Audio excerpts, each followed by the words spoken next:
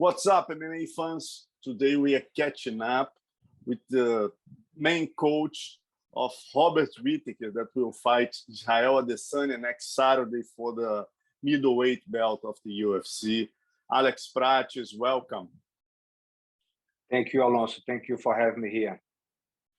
Yeah, you're coming all the way from Australia, and the event is going to be in Houston. Are you already in Houston right now? Yes, we arrived in Houston 12 days before the fight to adapt with the jet lag, to have a comfortable time to get the sleep right and get used to the city. So yeah, we are here for the last 3 days. What can you say to us, Alex, about Whittaker's change since he lost to Adesanya back on October of 2019? How did he change? We could see how he improved in his last 3 fights, 3 wins, amazing wins, all by decision, but only facing very tough guys and winning clearly. We saw against Darren Till, he won 5 rounds, unanimous decisions. Then Jared Cannonier, 3 rounds, unanimous decision. Then Kevin Gastelum, again, decision, 5 rounds. But what he changed to fight Adesanya since he fought on 3 years ago almost? Yes, Alonso, the first and the major change was that Rob was training and competing for so many years since a young age, like with pretty much no stopping in between fights, like just like the 2-3 weeks, another camping. And he got to a point that he was a little bit like burned with the whole thing. So he took, I think, about 3 months off, had a good think about it. Even he was talking about stop to fight. And after 3 months, he come back to the gym. He decided, nah, that's what I love to do. And he came back with a newfound love for the training, for the martial art. He started to train with the gi again. He started to be happy to be on the gym, to be training. So this is the major training, the major change, I guess. And then we start to adapt a little bit. I think we learned a lot from that loss from Israel. Few things that make Rob a very danger opponent. I mean, a danger fight in his previous fight. I think he was coming from 9 wins in a row before he lost to Adesanya. But we learn a lot, like that. When you got to a level of striking, few things gotta be, the basics gotta be sounding. So we start to change a little bit. We start to adapt. We start to be a little bit more, get all the fundamentals right. And he got better. He got a little bit better with Darren Till. He got better with Cannonier. He got better with Gaston. But the biggest improvement with like, I have no doubt, the biggest improvement that was made in Robert's game was in between the last fight with Gaston for this fight with Israel Adesanya.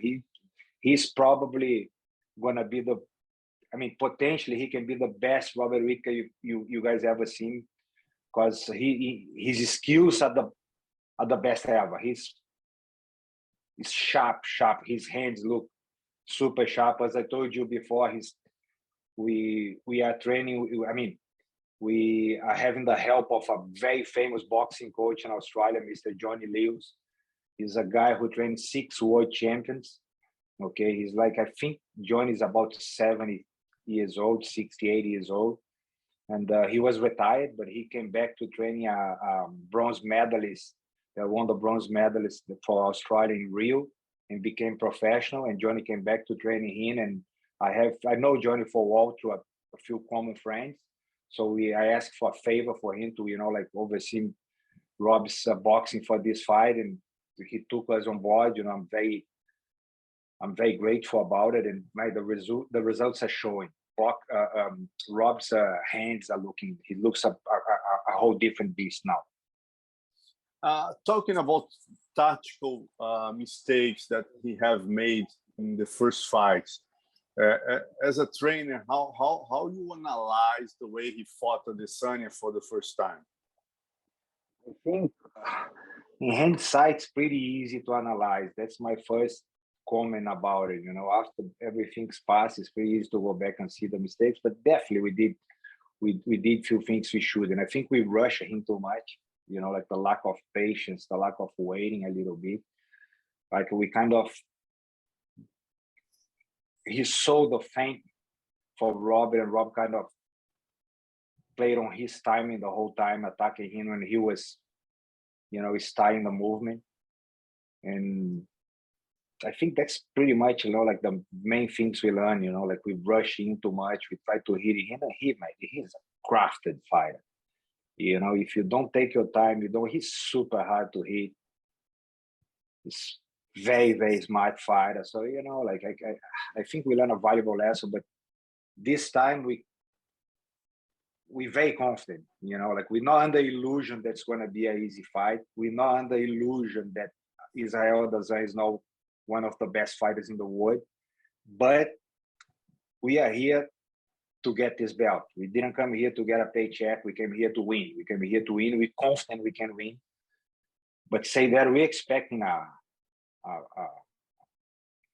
very, very, very hard fight. That's what we're ready for. That's what we signed up for. But we're confident we can beat him. And talking about the future, Israel, I mean, Robert Whitaker is only 31 years old. He's really young for what he already accomplished. How do you see this future? How do you see him motivated to keep that belt if he wins Adesanya? I think he's in a very good state of mind. I think this time around, I don't even like to talk about past the fight, but it's such a difficult challenge that we have that I feel is a bit disrespectful. I make plans with the belt, but I think he's a much more mature. He's happy to be training, to be fighting again. I guess this is the main thing, you know. I mean, if you're not happy with what you do, no matter what you do, can be any job you have in life. If you're not happy, you're not going to perform well. And he's very happy.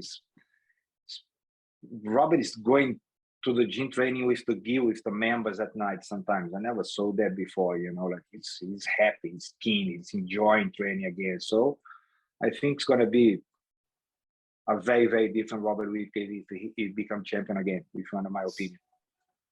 In your opinion, Alex, if he wins Adesanya and he starts to dominate the division, he would do something Adesanya have done, that go up to the light heavyweight or come down to the welterweight back again. How do you see? Honestly, Alonso, I don't want to be rude if you or anything, but my thoughts, my mind doesn't pass February 12th. Okay, like February 12th, we have this huge task in front of us. We're gonna fight the best fighter in the division, one of the best fighters in the world, probably one of the best fights ever in the UFC. And we think we can beat him. So, you know, like we gotta use 100% of our focus to just think about him, eye on the prize, and that's what we came to do. Once we, you know, like we pass this challenge, we see what's ahead. Yeah, you're right. I totally understand your point. But let's talk about your Brazilian. Let's talk about this Brazilian clash that everybody's talking about. That division. I'm talking about Alex Poatan and Bruno Blindado. That's going to happen on March. Of course, Poatan is the guy who was brought from glory to face Adesanya. He already beat the champion twice. But Blindado is also showing a great job. He got 3 impressive wins by TKO and also submission. How do you see the fight going? I think, Alex, you can't strike with him, you know, but if Blindado can mix a bit and, you know, like find out what Poatan has on the ground, we need to see it, you know, like we don't know how good he is, how bad he is. I'm not saying he doesn't have ground, but definitely the path is pretty clear. You know, it's a fight that gotta go to the ground. And also have another fighter in that card on Saturday now. another fight. Yes, Jacob Malkoun. He's fighting a former NFL player. Forgive me if I get the guy's name wrong. It's AJ. I'll guess for you. AJ. Let me see. What's the name of your athlete? Jacob Malkoun. Oh, AJ Dobson. We're gonna fight AJ Dobson. AJ Dobson. That's it. He's a guy like very powerful guy, very explosive guy with I think he's been knocking people out in the first round for like the last few of his fights. But Jacob has a pretty tight boxing, and his ground, I believe, and that's not because he's one of my friends, not my fighters, like a guy who trained in our camp.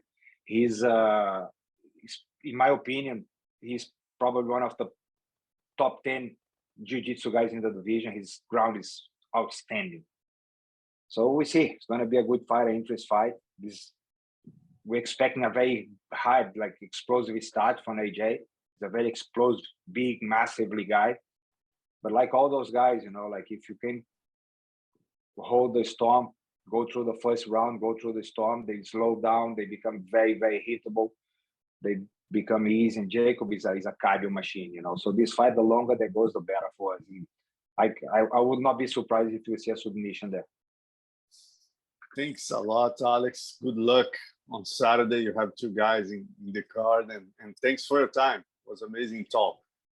Thank you so much, Alonso. Thanks for everything, and all the best for you guys in Brazil there. Enjoy it. I miss this place, mate.